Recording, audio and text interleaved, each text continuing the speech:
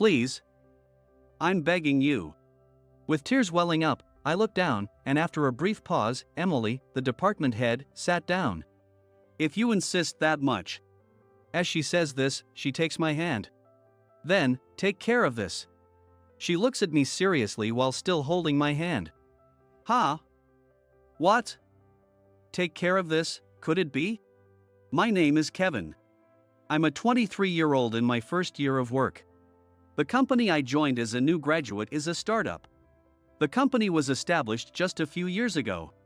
It was founded by President Brown in his early 30s and is primarily composed of young employees in their 20s and 30s. Everyone is talented and full of energy, making it an amazing company. But, even though it's been almost a year since I joined this company, I still haven't become a useful member of the team. I have to admit, I'm not very efficient. What others can do effortlessly takes me twice as long to get right. Recently, I finally got the hang of printing, but I'm still slow at creating documents and just a backup on client visits. In any other company, I probably would have been fired by now, but my colleagues in this department warmly look out for me. Today is the department's barbecue party. I'm in charge of starting the fire. I've been causing trouble all the time, so this time, I prepared extensively not to mess up. I researched how to start a fire and watched videos. I even went on a solo, day camping trip to practice. I'm all set.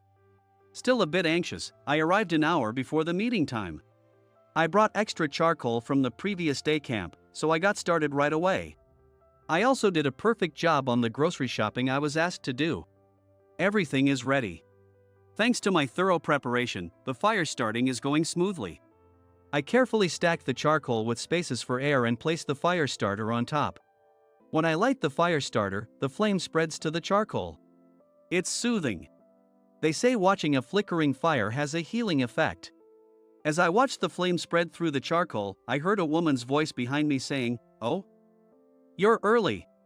I was so startled by the voice that I jumped. It was Emily, the department head.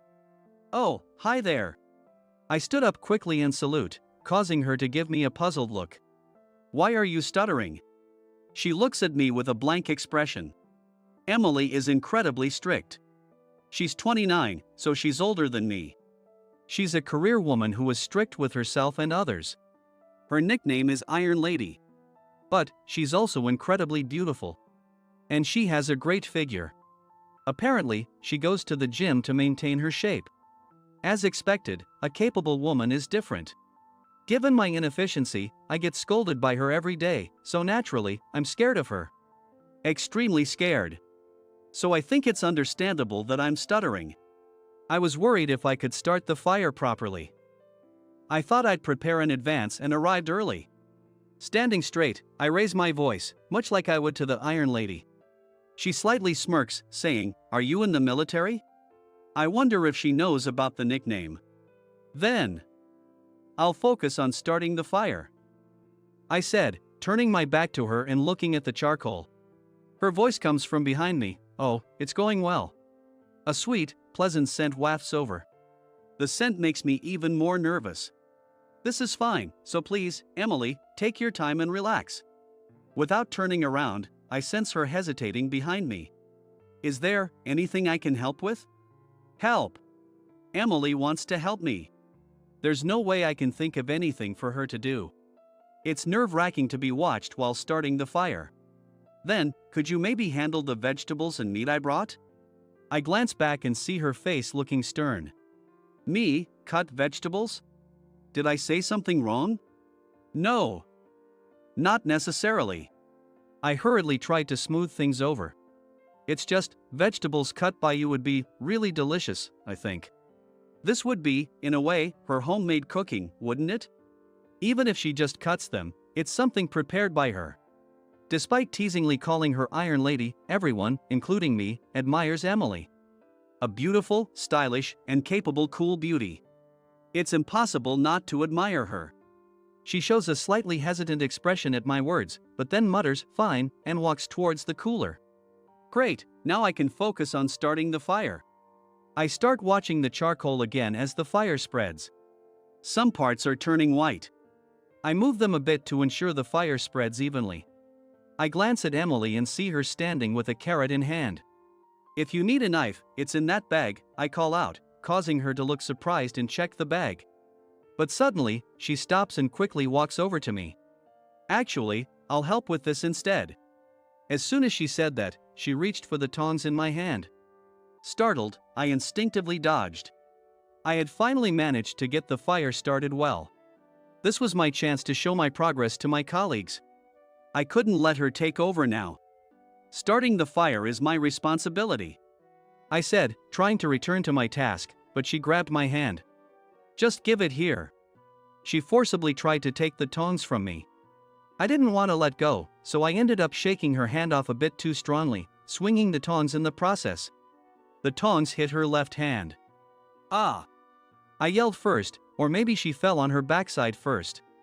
The tongs had been touching the charcoal, so they were hot, and her hand began to turn red.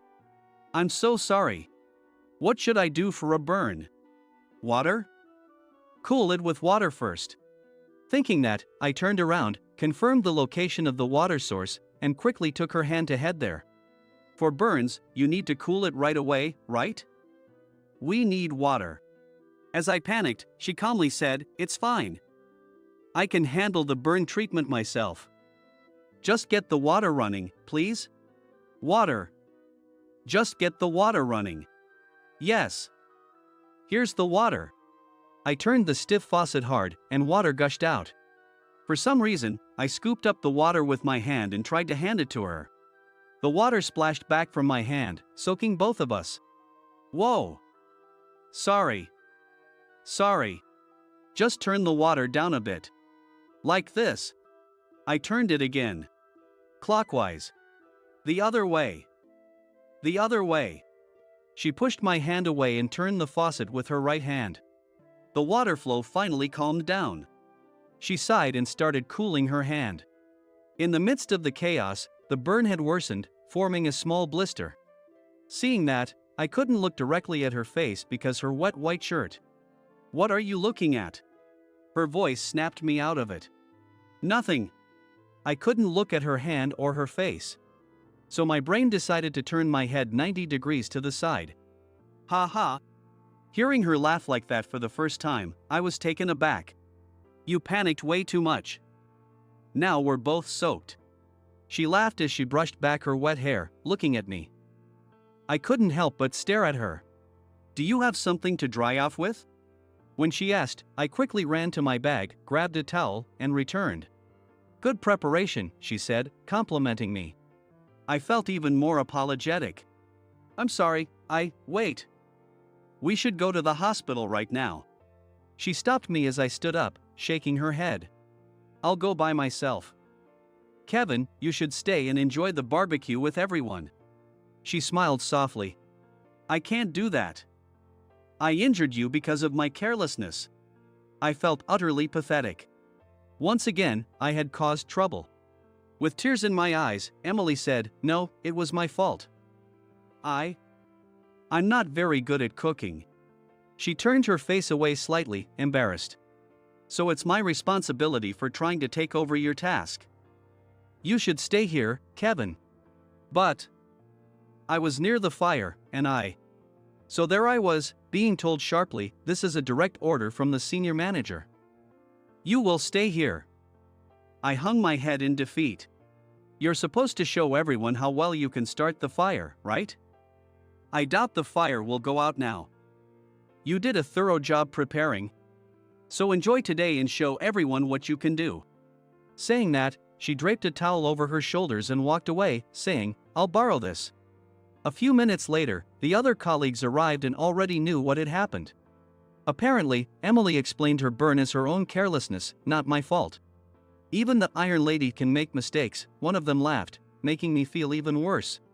But I didn't want to waste her kindness, so I did my best to enjoy the event. I got praised for starting the fire, and the meat and vegetables were delicious. My heart wasn't completely at ease, but as I ate the meat, I genuinely felt grateful to be in this company and department.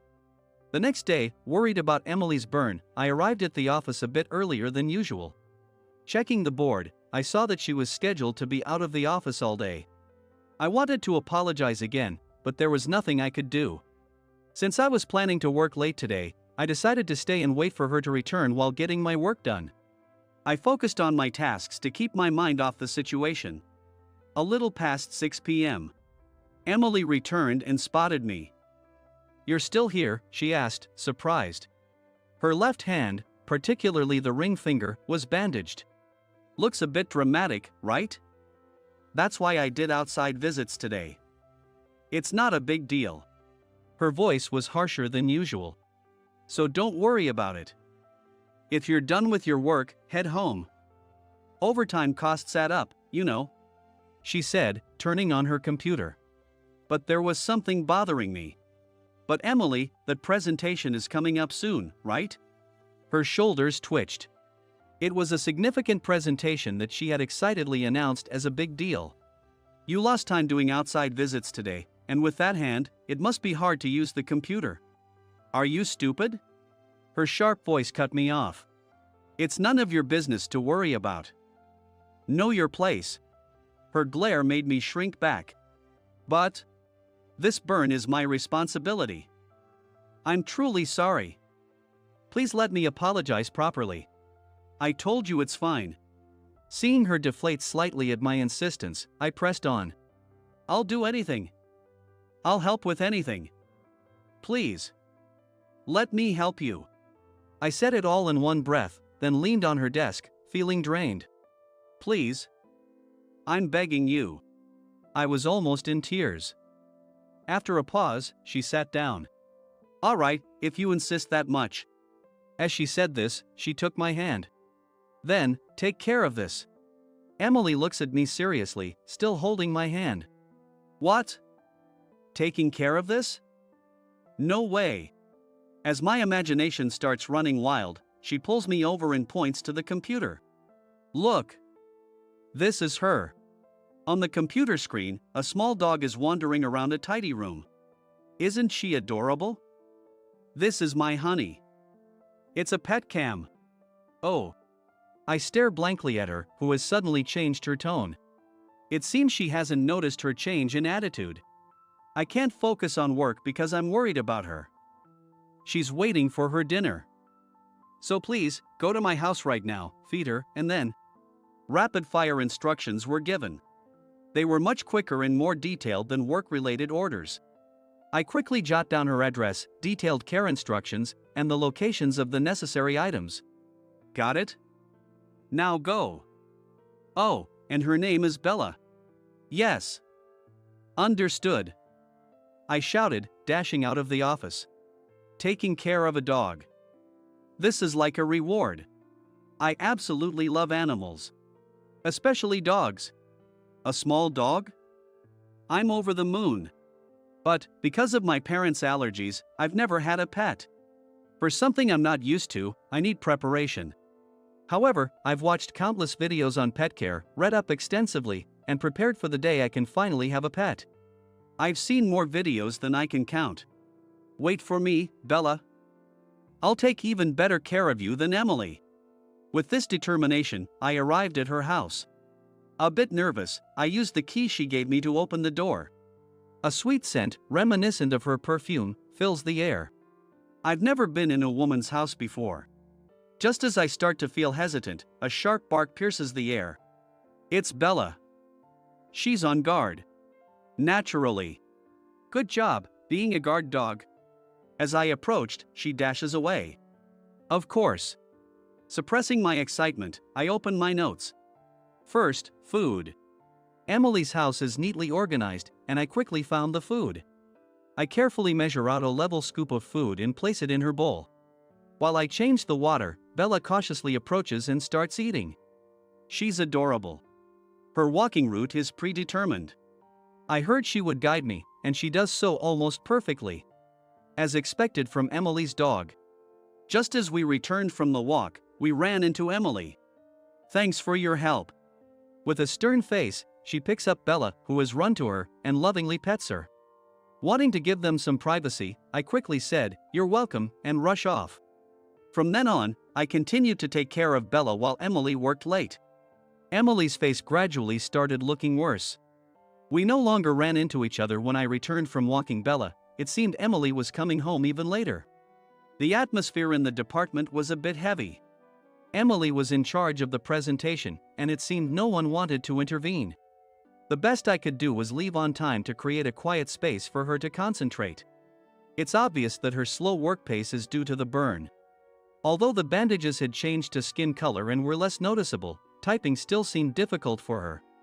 After work, I gathered my courage and approached Emily. "Please, let me help with something," I asked her, and she glared at me. "What can you possibly do? Just keep taking care of Bella and leave here." Despite her yelling at me with such intensity, I couldn't back down. "No. Even someone like me can help you get a few more minutes of sleep. You'll just create more work for me with extra checks. You're slow, and you make mistakes. You're just a nuisance." It was painful to see Emily, who never usually spoke so harshly, in such a state. "No, I'm different now. Watch me." I turned to the computer and started typing up some documents from the scattered papers. She seemed surprised. Actually, ever since I started taking care of Bella, I had begun practicing typing at home. I realized that just doing normal work wasn't helping me improve my typing speed. Wanting to assist Emily, especially after causing her burn before the important presentation, I had downloaded practice software and started training. Even though I had only practiced for a few days, I was still slower than Emily, made mistakes, and sometimes had to look at the keyboard. But my speed was significantly better than before, and I could do half of the typing while looking at the screen. "Kevin, I worked hard to be of some help, even if just a little. Maybe I wasn't working hard enough before, but please let me help. Even if it's just to replace your left hand. I don't need any overtime pay." When I pleaded, the tension in her face softened slightly. "You're silly. I can't allow unpaid overtime." Her face was tired, but her faint smile looked both fragile and beautiful. "Will you come back after walking Bella?" Surprised, I widened my eyes, and Emily, blushing slightly, said, "What? You suggested it, didn't you?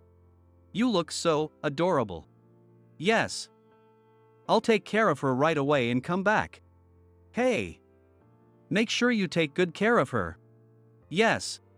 We only had a few days until the presentation.